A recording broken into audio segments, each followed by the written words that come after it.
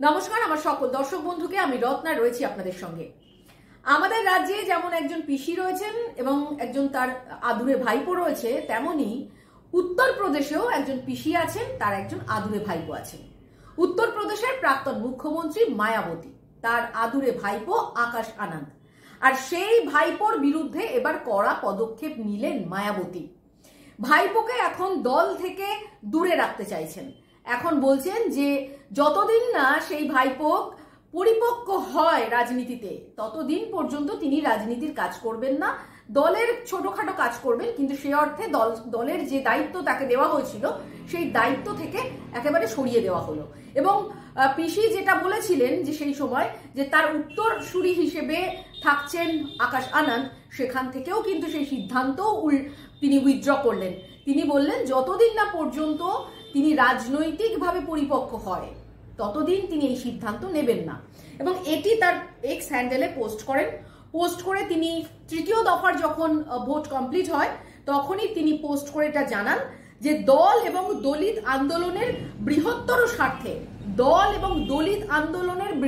স্বার্থে পরিপক্কতা অর্জন না করা পর্যন্ত আকাশ আনন্দকে দলের ন্যাশনাল কোঅর্ডিনেটর পদ থেকে সরানো হলো।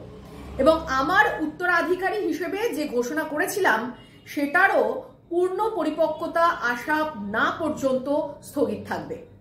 তবে ওর বাবা আনন্দ কুমার এখনো তিনি রাজনীতি করছেন, করে যাবেন, কিন্তু তিনি দলের ছোটখাটো কাজ করবেন। যতক্ষণ না তিনি পরিপক্ক হচ্ছেন ততক্ষণ তিনি দল থেকে বিরতি থাকবেন। আর এই ঘটনাটার সঙ্গে একেবারে হুবহু মিল আমাদের রাজ্যের পিসি এবং ভাইপোর সঙ্গে।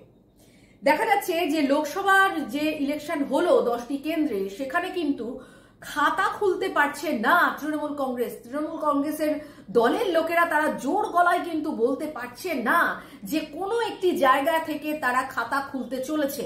বিশেষ করে যে আশাটা তারা করেছিল যে মুসলিম অধ্যুষিত এলাকা যেগুলো, যেমন মুর্শিদাবাদ, জঙ্গিপুর, এই ধরনের জায়গাতে তারা খাতা খুলবে, এবং সেই আশা নিয়েই কিন্তু অনেক লড়াই তারা দিয়েছে।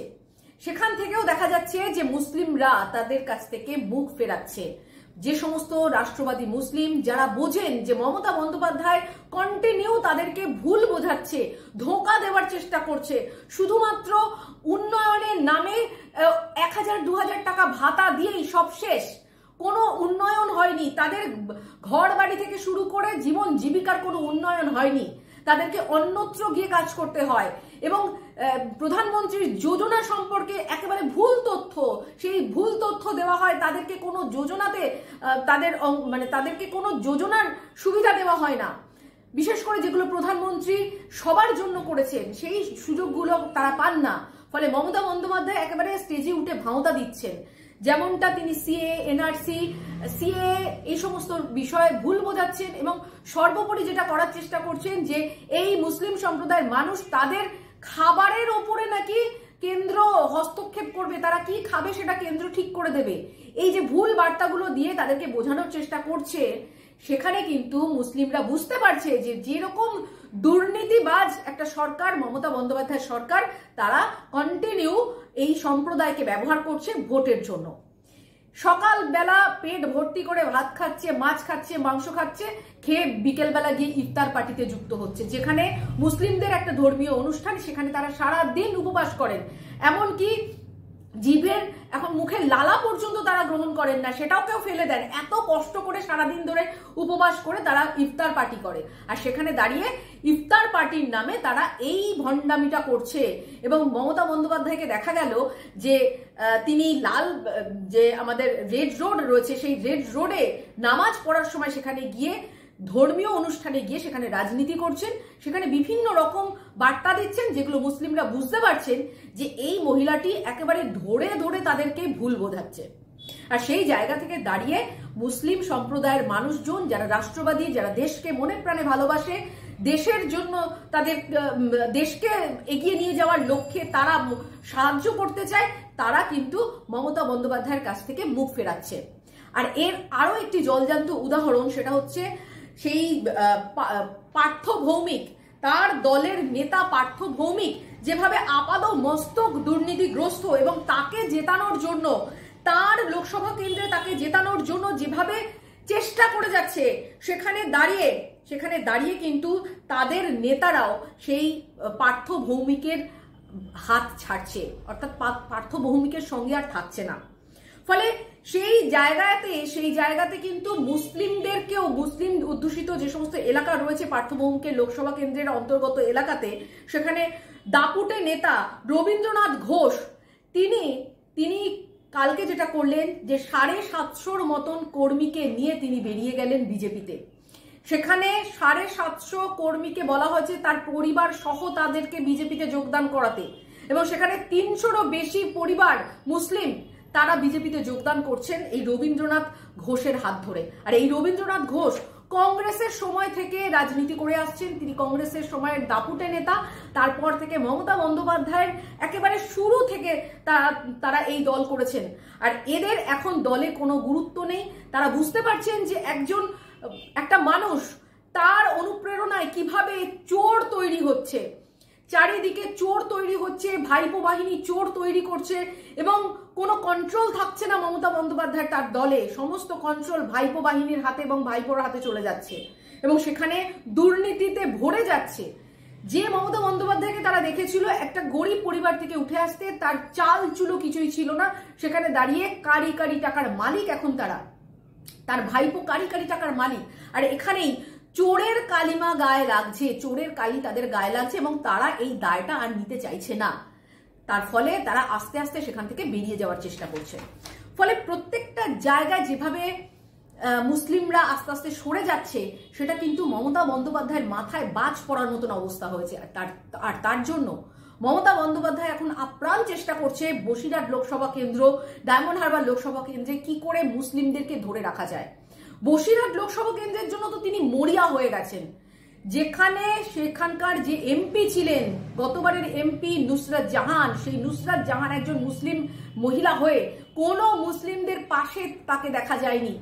সন্দেশখালীতে পর্যন্ত তিনি যাননি, সন্দেশখালীর সম্পর্কে তিনি ভুলভাল কথা বললেন, তিনি সেখানে ধারা নিয়ে পর্যন্ত ভুলভাল কথা বললেন যে কোন ধারা সেখানে চলছে।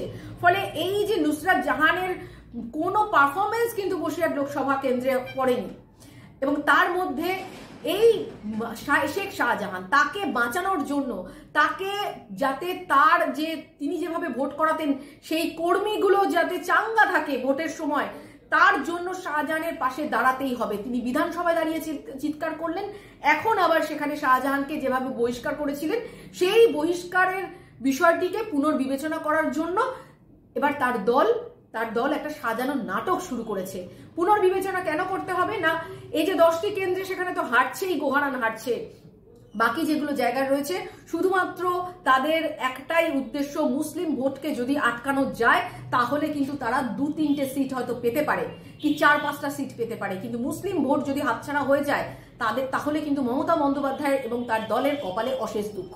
আর তার জন্যই শেখ শাহজাহানকে কোনো রকমে ধরে রাখতে হবে, তার আস্থাভাজন হতে হবে। যার ফলে এখন বড় বড় নেতারা, শোভনদেব চট্টোপাধ্যায় এমন একজন বর্ষিয়ার নেতা, তার মুখ থেকে, মন্ত্রী শোভনদেব চট্টোপাধ্যায়ের মুখ থেকে এখন শাহজাহানের গুণগান শোনা যাচ্ছে। তিনি বলছেন যে সেখানে মিথ্যা ঘটনা হয়েছে, শাখা সিঁদুর পরে সেখানকার মহিলারা এটা নাটক করেছে, এমন বিকৃতভাবে তারা এখন বর্ণনা করছে বিষয়গুলো। তারপর আছে বিমান বসু যিনি লোকসভা স্পিকার, সেই বিমান বসুকে পর্যন্ত বলতে হচ্ছে, তাকে দিয়ে বলাচ্ছে যে শাহজাহানের পাশে দল রয়েছে, পুনর্বিবেচনা করতে হবে। এমন একজন দুষ্কৃতী যার বিরুদ্ধে ভুরি ভুরি অভিযোগ, তাকে এখন দল প্রোটেকশন দিচ্ছে শুধুমাত্র মুসলিম ভোটকে আটকানোর জন্য। আর এটা কিন্তু সাধারণ মানুষ বুঝতে পারছে। বাকি যারা এই দুর্নীতির বিরুদ্ধে, যারা রাষ্ট্রবাদী, যারা দেশকে ভালোবাসেন, যারা চান দেশকে অর্থনৈতিকভাবে এগিয়ে নিয়ে যেতে, যারা চান মোদির হাত শক্ত করলে তবেই কিন্তু তাদের কাজ হবে, পেটে ভাত হবে, তার জন্যই কিন্তু তারা বুঝতে পারছেন যে মমতা বন্দ্যোপাধ্যায়ের ভাঁওতাতে, তার ফাঁদে আর পা দেওয়া যাবে না। ফলে বিষয়টা কিন্তু একেবারে জটিল হয়ে যাচ্ছে এবং মমতা বন্দ্যোপাধ্যায়ের মাথায় হাত পড়ছে। তার ভাইপোর এই যে পরিচালিত বিভিন্ন রকমের ঘটনা, সন্দেশখালীর ফেক ভিডিও বানানো থেকে শুরু করে রাজ্যপালকে তাকে তার বিরুদ্ধে অ্যালিগেশন লাগানো, এই ধরনের বিষয়গুলো মানে কত রকমের এই ষড়যন্ত্র করা যায় সেগুলোই কিন্তু মাথায় ঘুরছে। এবং মায়াবতীর মতন যদি মমতা বন্দ্যোপাধ্যায় দ্রুত এই সিদ্ধান্তটা নিতে পারতেন তাহলে হয়তো তার দল কিছুটা হলেও বেঁচে থাকতো, টিকে থাকতো। কিন্তু মায়াবতী ঠিক সময় মতন তার সিদ্ধান্ত নিয়েছেন, কিন্তু মমতা বন্দ্যোপাধ্যায় সিদ্ধান্ত তো নিতে পারবেন না, অনেক আগে সিদ্ধান্ত নেওয়া উচিত ছিল।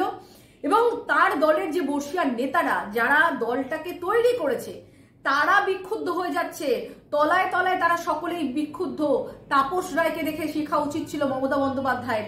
শুভেন্দু অধিকারীর মতন মানুষকে তারা দল থেকে তাদেরকে চলে যেতে হলো, মুকুল রায়ের মতন নেতাকে দল থেকে চলে যেতে হলো, যাদের জন্য এই তৃণমূল কংগ্রেস প্রতিষ্ঠা লাভ করেছে। এবং 2011 সালের পর উড়ে আসা জুড়ে বসা ভাইপো তাকে নিয়েই তিনি নাচতে শুরু করলেন। এবং আগামী দিনে শেষমেশ তার গতি যেটা হবে সেটা বোঝাই যাচ্ছে, ভবিষ্যৎ একেবারে অন্ধকারের দিকে চলে যাবে এই দলের। এবং আমরা সেটার দিকেই লক্ষ্য রাখবো যে এই পিসি ভাইপোর জোট আদতে কি করে। 4 তারিখ রেজাল্ট আউট হওয়ার পর এই পিসি ভাইপোর জোটের সাফল্য না অসাফল্য কোনটা সেটা কিন্তু সামনে আসবে। আজ এই পর্যন্ত, সঙ্গে থাকুন। নমস্কার।